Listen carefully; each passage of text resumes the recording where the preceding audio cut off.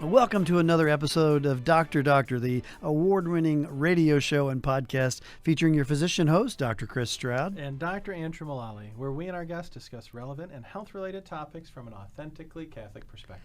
Now, today on this episode, our guests will be heard across the EWTN Global Catholic Radio Network, and joining us will be Monica Kelsey, and she's going to talk about safe haven baby boxes.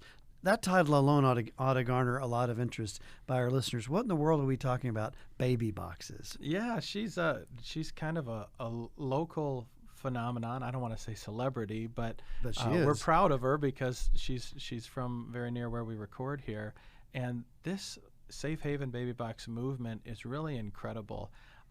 She's got a great story in her own right, but the number of babies that have already been saved. And so kind of the concept of the Safe Haven Baby Box is the idea that some women may choose abortion because they don't feel comfortable going through the whole process of surrendering their baby or giving their baby up, making an adoption plan. Sure. And so, it's really sad, but you hear about these stories sometimes about babies being discarded and discovered, even in the trash and things like that. And Monica, I'm sure, will share a lot of data with us, but that sounds like something you'd see on a sort of a bad movie. Yeah. But it's real, and it's not nearly as uncommon as most of us would like to think. But it's getting less common with the boxes Thanks now. to her. And so I'll let her kind of share the statistics, but really that's the target, is to try and get these ladies who don't feel comfortable, or maybe they don't feel like they can interact with authorities sometimes if there's criminal activity and stuff. They don't feel comfortable going to a police station, for example. They can utilize these Safe Haven baby boxes so that the babies are cared for, they're taken care of, and placed in a good situation. As we think about this topic, it seems to me it's a good time to remind ourselves and our listeners that, I like this idea, whether we're talking about abortion or whether we're talking about maybe abandoning a child after birth. Women don't choose that circumstance. It chose them. Nobody is excited about an abortion. Yeah. And I think it's a good exercise, so to speak, for us to try to remind ourselves, what kind of circumstance could a young woman find herself in that seems like a logical explanation, that she has no choice in life but to dump her baby in a dumpster or to terminate her pregnancy. And it's easy to condemn that action, and it's easy to be a little judgy there, but I think it's probably really important to just pause a minute and try to think about the circumstances in her life that could lead to that. Yeah. And what we're going to do is talk about ways to help women out of that doesn't result in the death of a child. Yeah, it is hard. It's hard to imagine. It's hard to imagine, obviously, the headlines, but then it's also hard to imagine how they get in that spot. It's really interesting, though. One of the things that I've kind of followed this story a little bit locally as it's matured, and she runs into headway on this, which how could anybody disagree with this? That's what I'm thinking. It seems like a common sense thing. If a baby were to be discarded, to have it done in a way that is not dangerous to the baby, and in a way that the baby's going to be loved and cared for. That seems like an easy one. Right. But it has not been an easy road. And I think she'll share with us the arguments are not maybe the ones that you would predict. By that I mean no one is standing opposed to her saying, no, actually the better thing would be to discard the baby in the dumpster. Right. But they're arguing about the details and the logistics and the laws, and it reminds me that some of the most vicious arguments I've ever seen have been among people that would call themselves pro-life. Yes. Sort of like everyone standing in a circle shooting with a gun. But it's a great example, I think, of trying to get people on the same page, all together on the team for a greater good. And she's dedicated really her life to it. Well, it's interesting, too, because all of these things take legislative action, frequently at the state level, but then also at the local level. The community's got to welcome it. People have got to raise money to finance it. These are kind of complicated devices. They're not cheap, so to speak. And so there's a lot that goes into it. But I'm really excited to have her on and to hear about the good work Now, she's doing. you're somewhat of a legislative expert, we might say. I don't know. And so I'm guessing this Maybe is only compared to you, Chris. I don't know. when the bar's low. I'm guessing this is pretty straightforward, right? Our state representative has this idea, and let's establish some baby boxes, and poof, a couple of weeks later, you got yourself a law, right?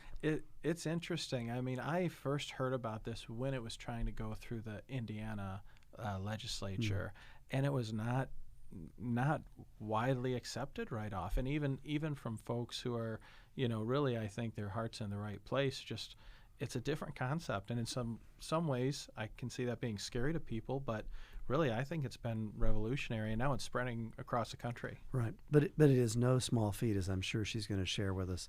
Getting these laws passed is no easy job. I think it's more than a full-time job for her. Well, I look forward to having her on. She was with us before, back in episode 87. Avid listeners will recognize way back in 2019 as part of a series that we did on pro-life work. So it'll be fun to revisit, to find out what's been going on with her work since 2019, and to get a chance to sort of reacquaint ourselves with all of the issues at hand and some of the wonderful things that she's done. Yeah, I'm excited to hear her, and also just to kind of focus on, not only we're focusing on the baby boxes, but we were having a really good discussion off air before we started here about the trivia question. So we've got an OB-GYN here with us to shed some light. I don't know, do we start with the question or the story? You had a really good story. Well, so maybe we'll save the story for the end, the answer to the trivia question. But so here's this episode's medical trivia question that I know you're all anxiously awaiting. How many days pregnant is a woman on the day of her expected delivery? That's one part of the question. How many days?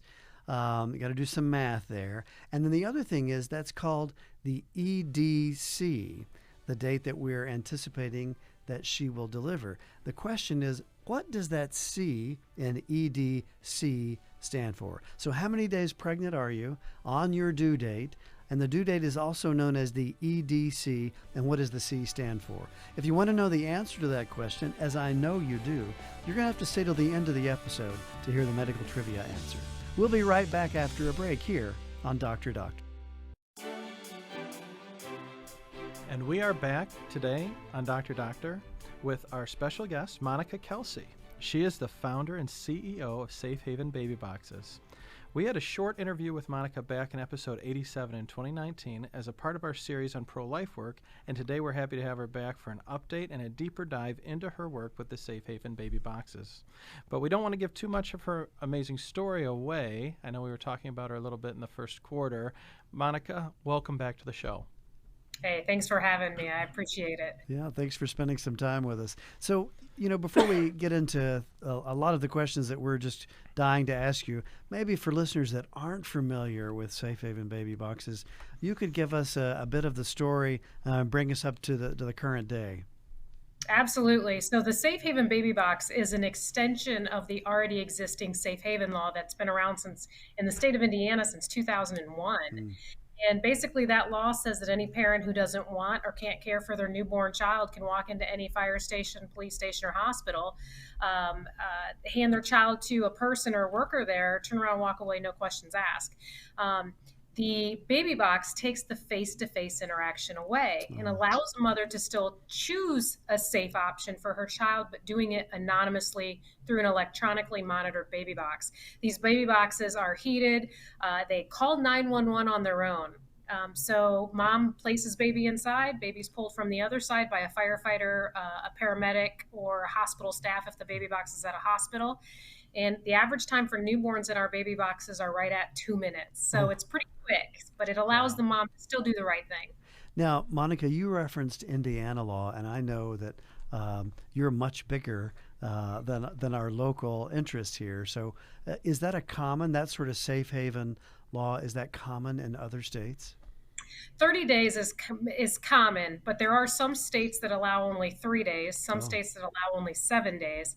Wow. North Dakota allows up to a year. So it's best to, contact us. We have an 800 number that people can call if they need to know what their state law requires, just so we can make sure that these young women are staying safe and legal in whichever state that they're residing in. Sure. Well, let's go back even further, Monica. What inspired you to start Safe Haven Baby Box? Well, I'm a retired firefighter and medic, and I always grew up knowing about the safe haven law, but I didn't know how much of a connection I truly did have with it until I met my biological mother when I was 37 years old. I was adopted at birth, and so I got to meet her when I was 37, and that became the best and the worst day of my life, because that was the day that I found out that I wasn't a wanted child at all by them. I was actually whisked into this world by violence and then abandoned as an infant 2 hours after she gave birth to me. And it truly took me back to a place in my life where I had to look for my worth. And, being a child who was conceived in rape and whisked into this world by violence, but also abandoned like a piece of trash, I really had to dig back into my faith to find purpose. And I think anybody that's in my situation, I think that would be a true thing to say or to feel. And so I was one of these kids that wasn't lovingly and safely and legally placed in a safe haven baby box by a desperate mother.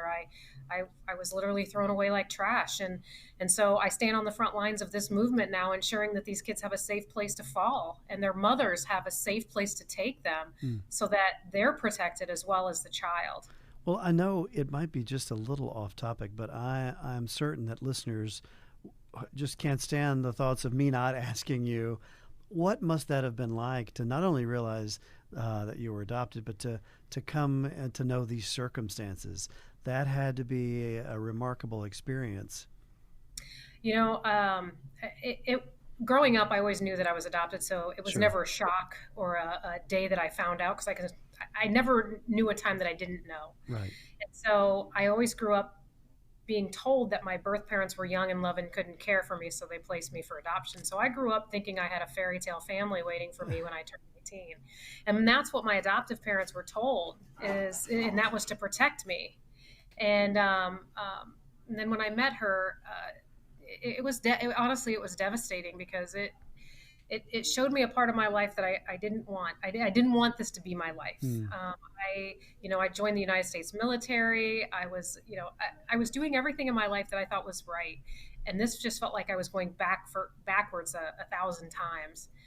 So I turned back to the only thing that I knew that would prop me up, and that was my faith. And that's where I got through it. Man, and you've channeled it into this wonderful ministry. Tell us about how you came up with this idea. You had known about the laws. Where'd you come up with the idea about the boxes?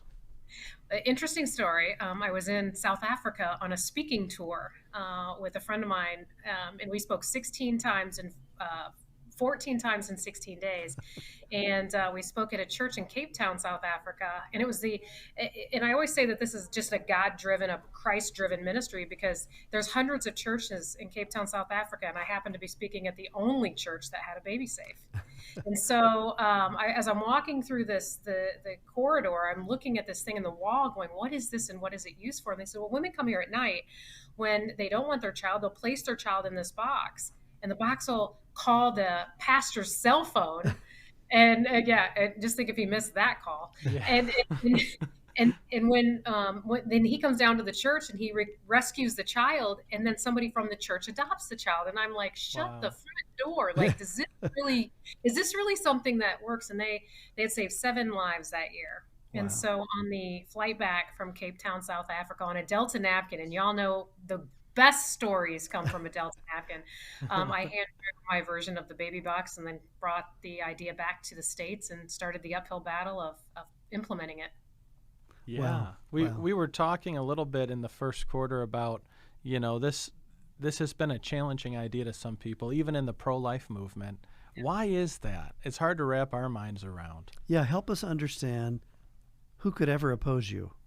Well, coming to America with an idea that some people would look at as going backwards in this country, Mm. and that's I think where pro-lifers, our hearts are in the right place, but sometimes our minds get in the way of, well, that just doesn't sound right. And I was trying to convince people that putting your baby in a box was a good thing. Mm. But what people weren't grasping was that the alternative was a dumpster. So if placing your baby in a box is a good thing, it's a good thing because the alternative is not so good. And so in a perfect world, we wouldn't need boxes. In a perfect world, we wouldn't need crisis pregnancy centers. But this isn't a perfect world. And so what we kind of we talk about here in the baby box camp is we go after the women that are not going to walk into a hospital and surrender or walk into a fire station and surrender. The babies that we are getting in our boxes are not born in hospitals. We just had a baby last Friday in one of our boxes, placenta still attached. The estimated baby was 30 minutes old. Wow. Wow. So those are the babies that we're getting. So we know that the clientele that we need to come face to face with are the ones that are very, very desperate for a resource that's anonymous so that they'll never be known. And that's where the baby boxes come in.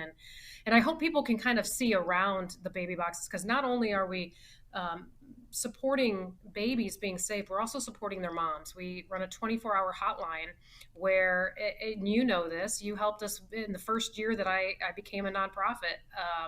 I came into your office and said, I need help with one of these forms for women who give birth outside of a hospital. And you guys made up this document that we still use today that are in the orange bags for these parents.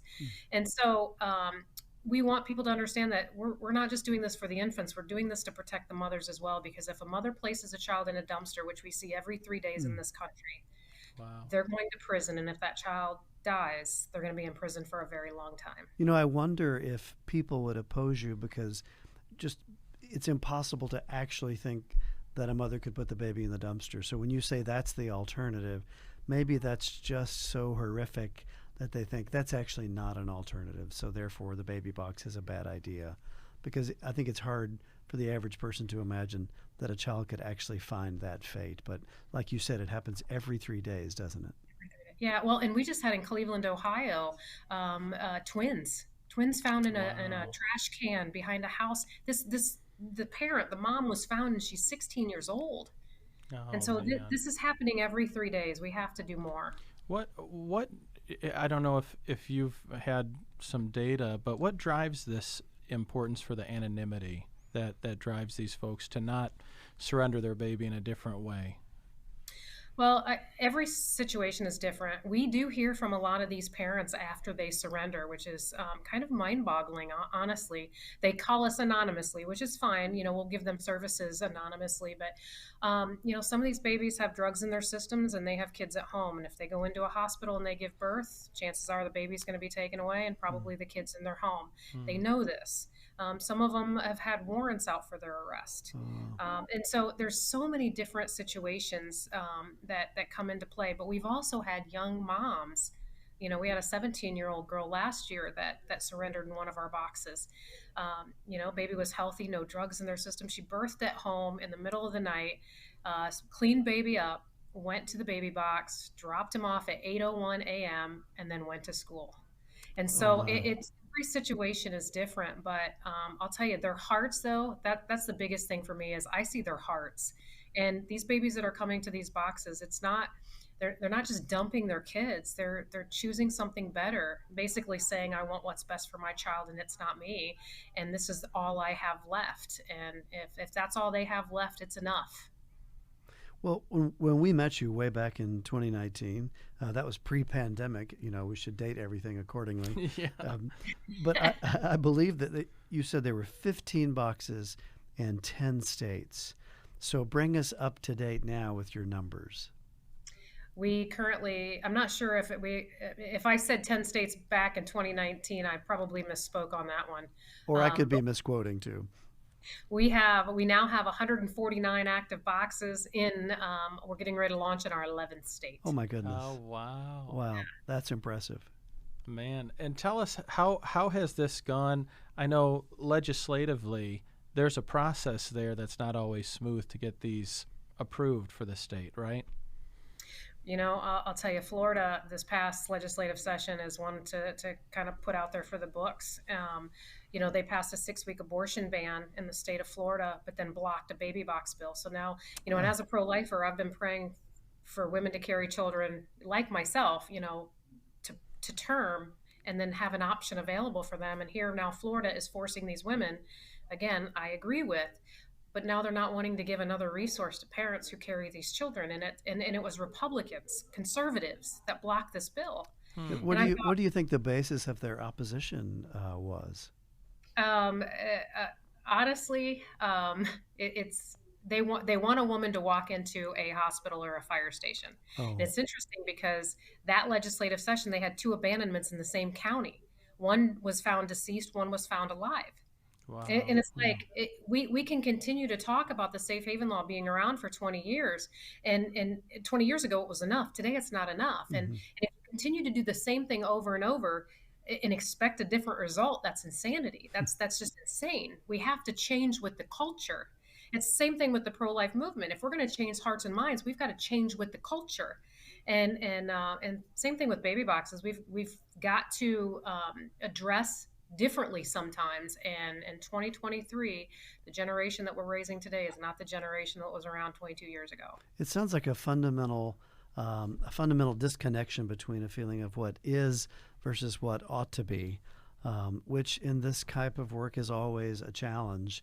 I think it's probably just difficult, as I said earlier, for anyone to think that a mother could actually find themselves in a position where they're going to discard their child. But I'll bet you have some insight into what's going on with those mothers. Give us a sense of what you know about those moms that leads them to think that's the best alternative.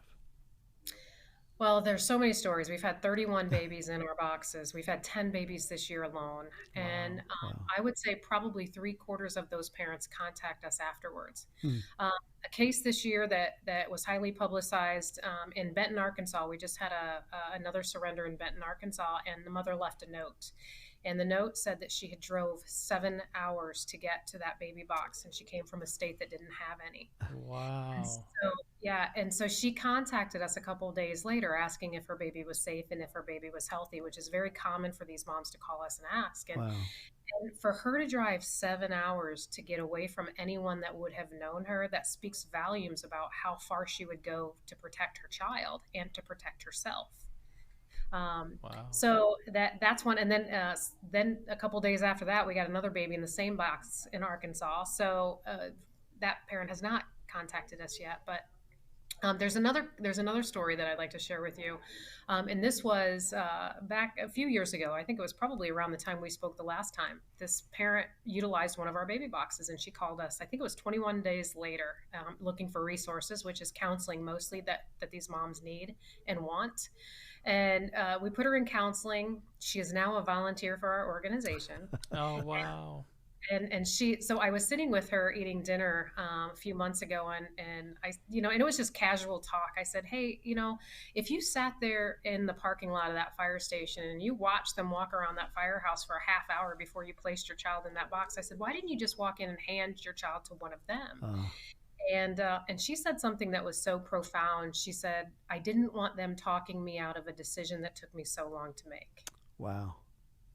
And when you think about it, I can see that, I can see firefighters trying to help, what do you need? How can we help you? And this mother didn't want help. She didn't want to change her mind, and she didn't want somebody talking her out of it. Man, I can't even imagine what kind of a stressful time that would be for a mother. Looking at these and hearing these stories, it's really incredible. With the baby boxes themselves, it sounds like the saves there's already been 10 this year, you said. Mm-hmm. It occurs to me, how do you advertise these baby boxes? How did that woman know to go to this town in Arkansas? It would seem like that would be a huge struggle to try and reach these women in crisis, to let them know that the boxes exist. Well, we became very creative as a nonprofit. You know, you don't want to utilize all your funds in one area. You want to try and utilize your resources wherever you can.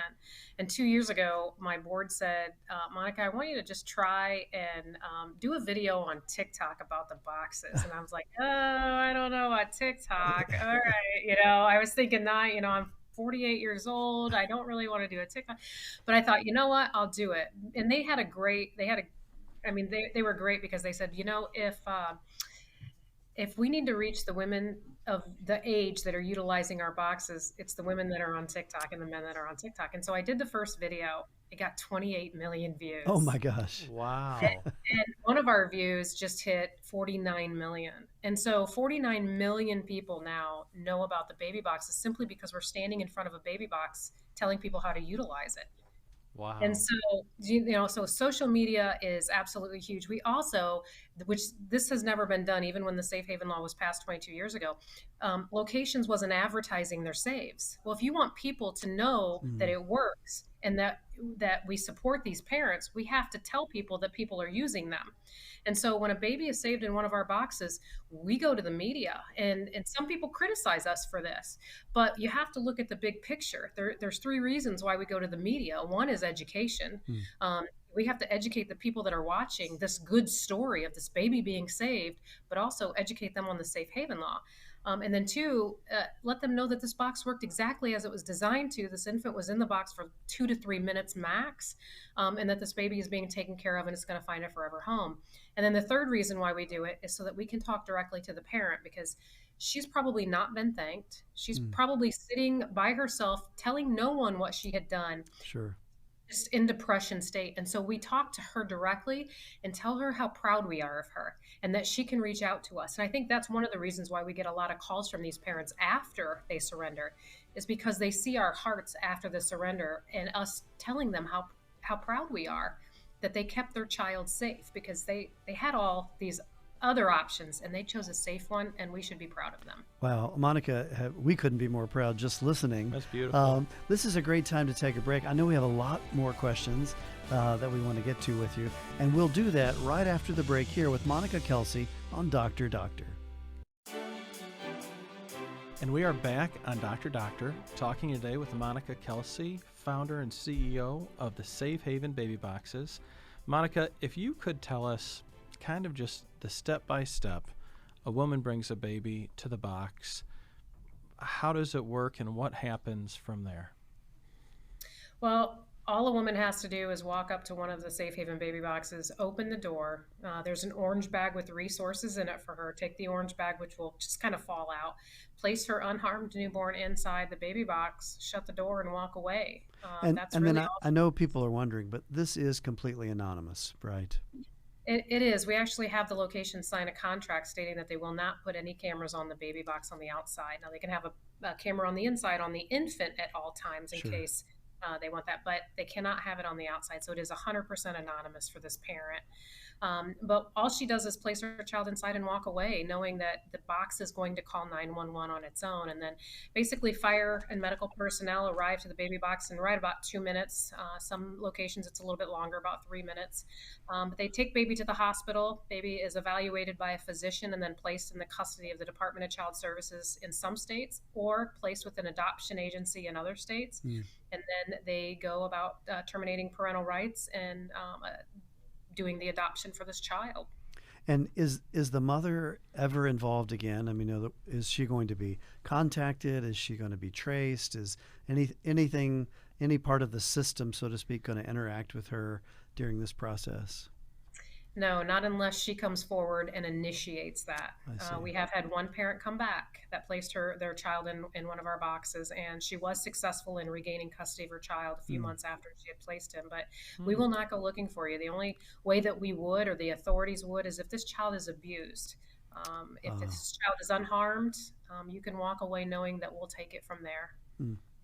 And so the authorities get involved, and Child Protective Services, as you said, and start looking at placement, temporary and permanent for the child. I think it's probably fair to say that some of the opposition to this baby box idea, it probably comes from a sense of, well, what about the mom? You know, what happens to her?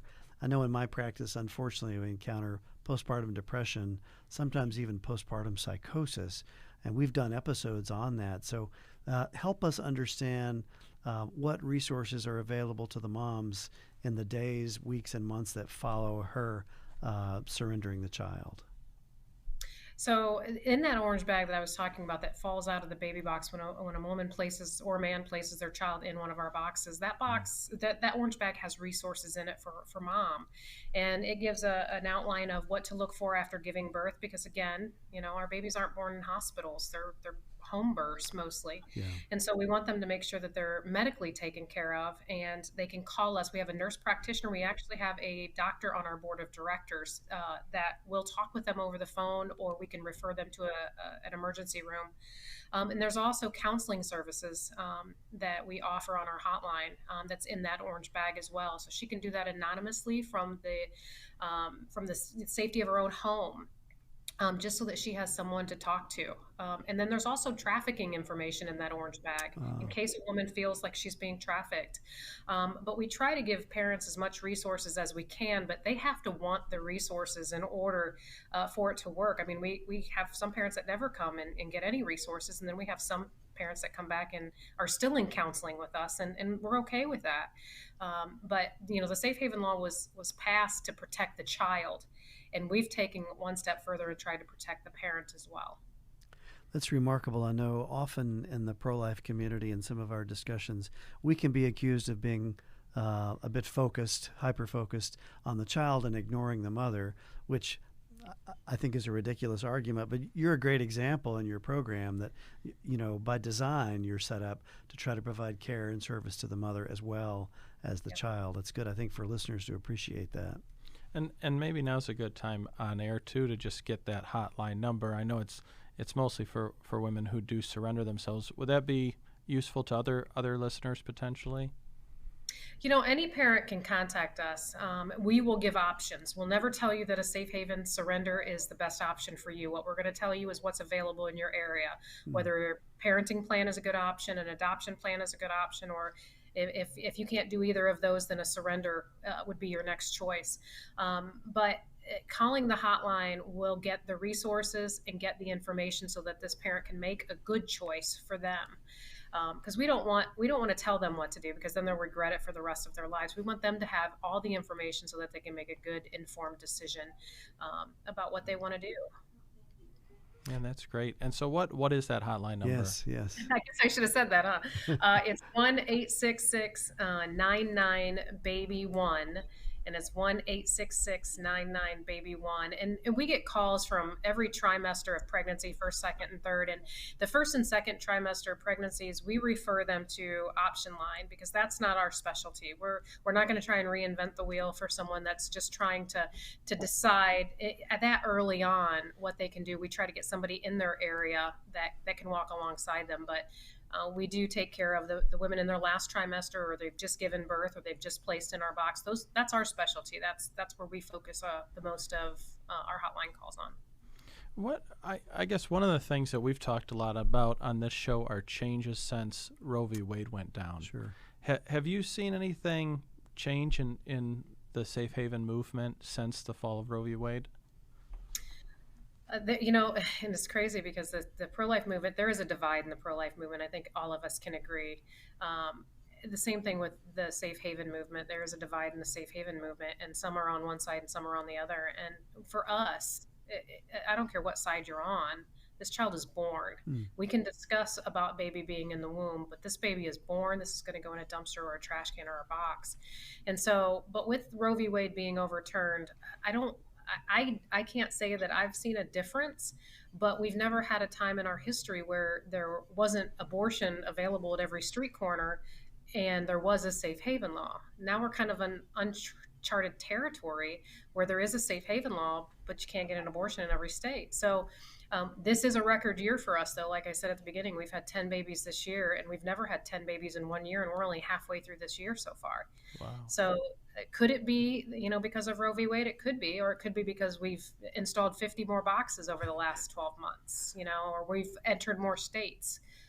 So I don't know the answer to that totally, but I'm just thankful that Christ is bringing these women to us so that we can help them and then also save the life of their child. And I can see that's going to be inherently difficult to know, because as you're more successful, if a woman finds herself in that position, if she saw an ad, a billboard or a bus sign or anything that says this exists, at that very critical moment, it may pop into her mind and you saved a life.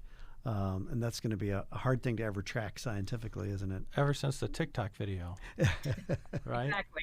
Forget Roe v. Wade. It was TikTok that did it. Yeah. Now, tell us how you talk about the expansion. Tell us how that process works, because I'm sure some of our listeners are like, I've not heard of this before. How do we get one of these in our community? So the best thing to do is to contact us. So go to our website at shbb.org. There is a ton of information on our website. We try to make this as easy as possible for you, but every state is a little bit different, just like the safe haven law is a little bit different in every state.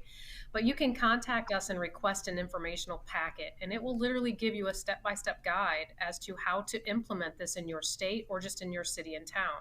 There's a lot of states that we've passed legislation in, and pretty much the groundwork has already been laid, so it's a lot easier. And there's some states that it's going to be a little bit harder.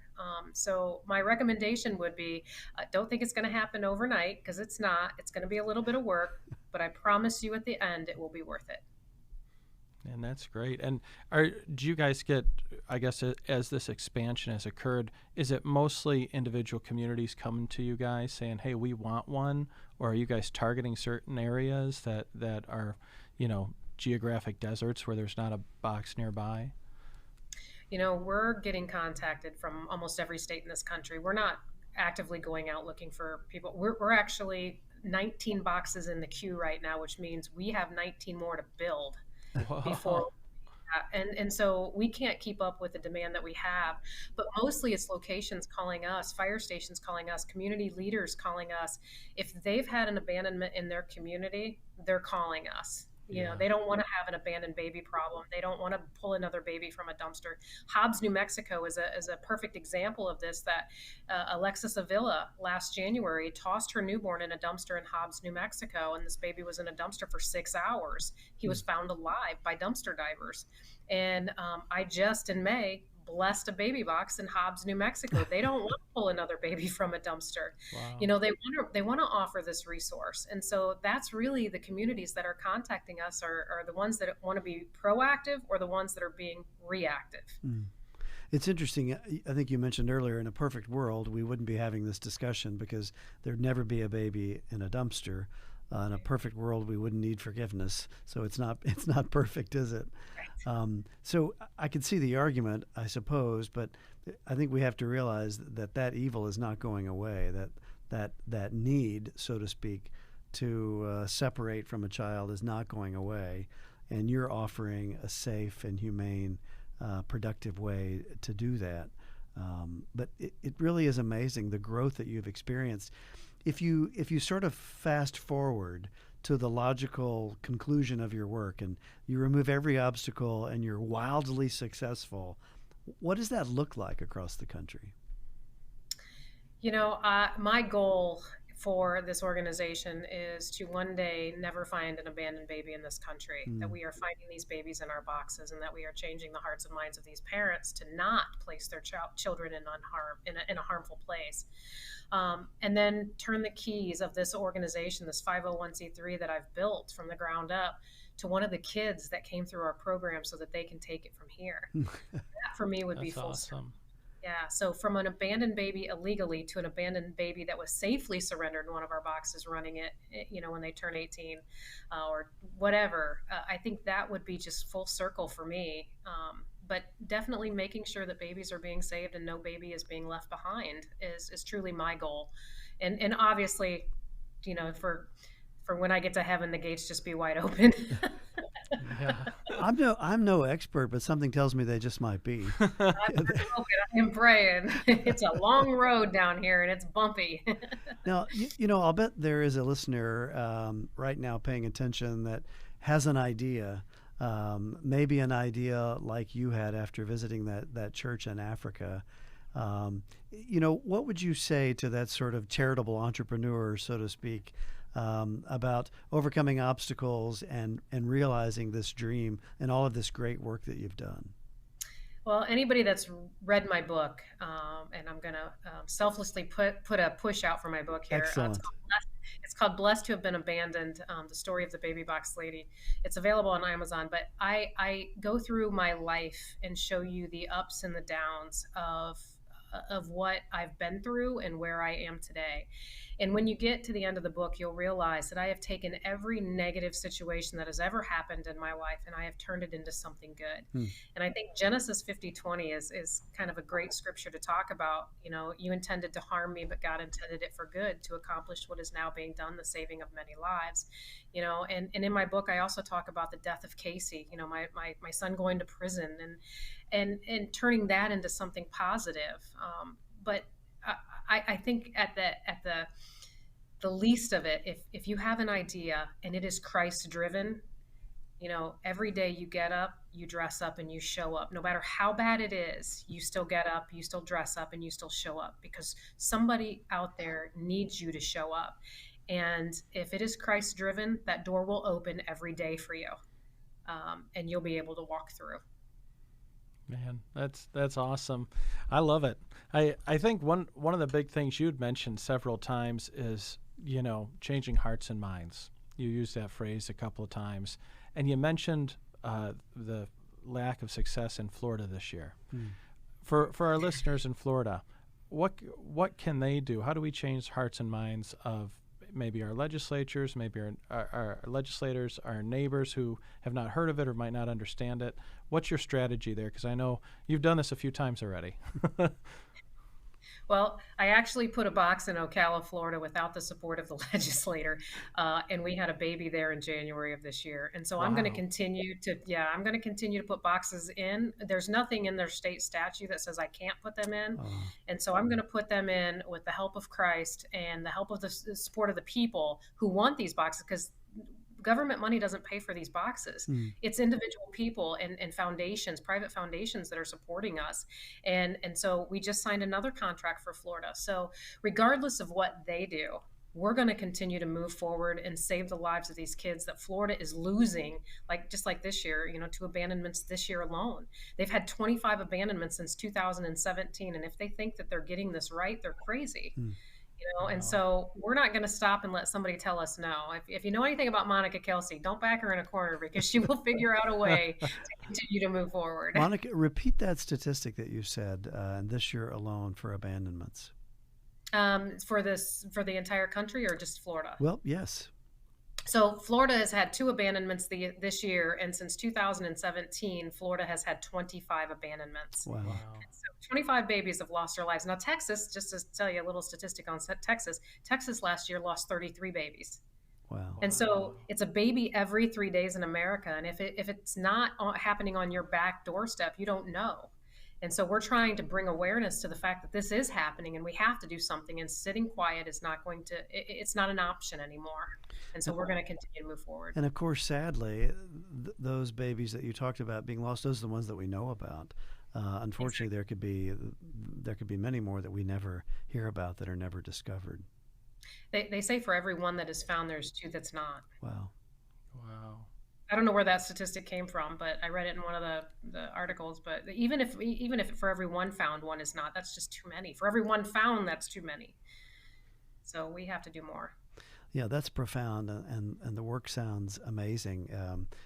Do you tire from this work ever, or are you just tireless?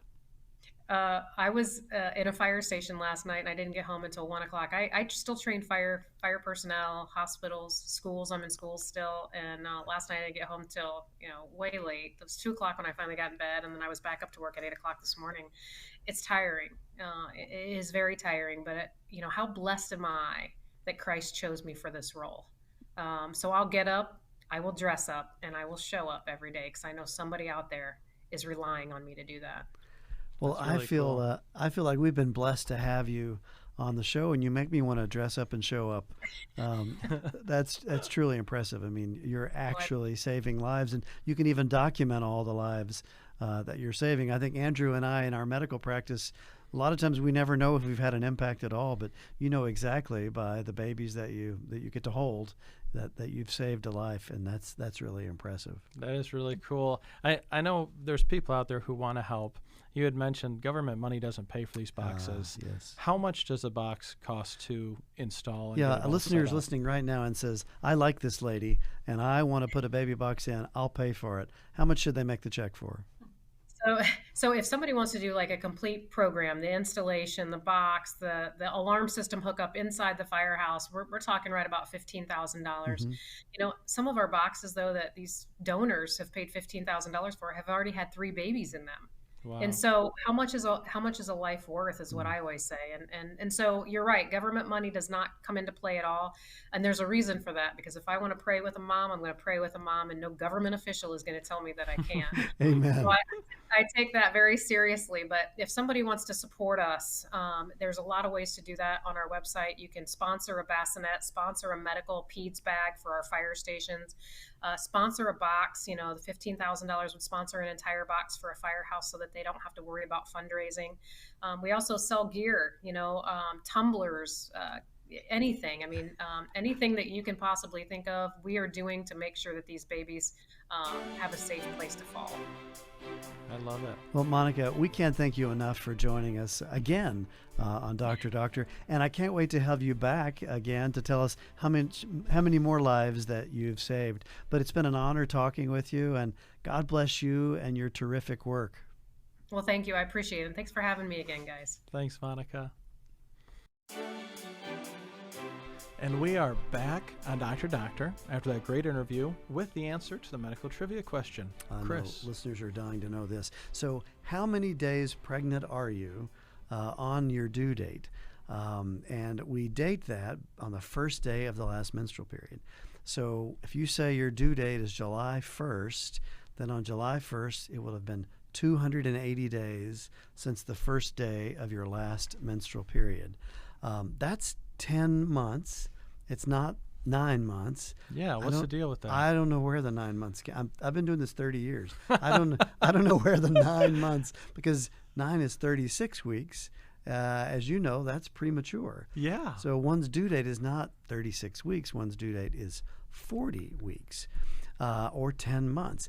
And then the second part of the trivia question is that due date, if we said July 1st was your due date, it's also called your EDC.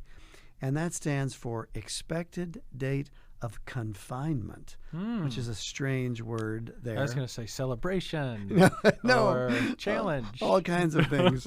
No, actually, if you look up confinement, you'll see it's to be held. Yeah. And it also says the process of giving birth. So it's cool. the expected date of confinement, the EDC. Gotta love all the medical jargon and all the abbreviations, and sometimes it's just an alphabet soup. It is. Now, for you mathematician engineers out there, this problem has often come up. So we will tell a woman that she is 4 weeks pregnant, and she's thinking that's impossible because that's impossible. You know, my husband was in Afghanistan on that date that you say. And it's a tricky thing. We date pregnancies traditionally in the world from the first day of the last menstrual period. Why do we do that? Because it's just a date that people agreed that could be known. Okay. You It's know, something everybody can see. Yes, this was pre-technology. This was pre-ultrasound, and it was a date that generally could be known. But if you think about it, you're not pregnant on the first day of your last menstrual period, right? You haven't ovulated yet. Exactly. It's generally 2 more weeks, but it's just a dating convention. So we talk about menstrual age and not embryologic age.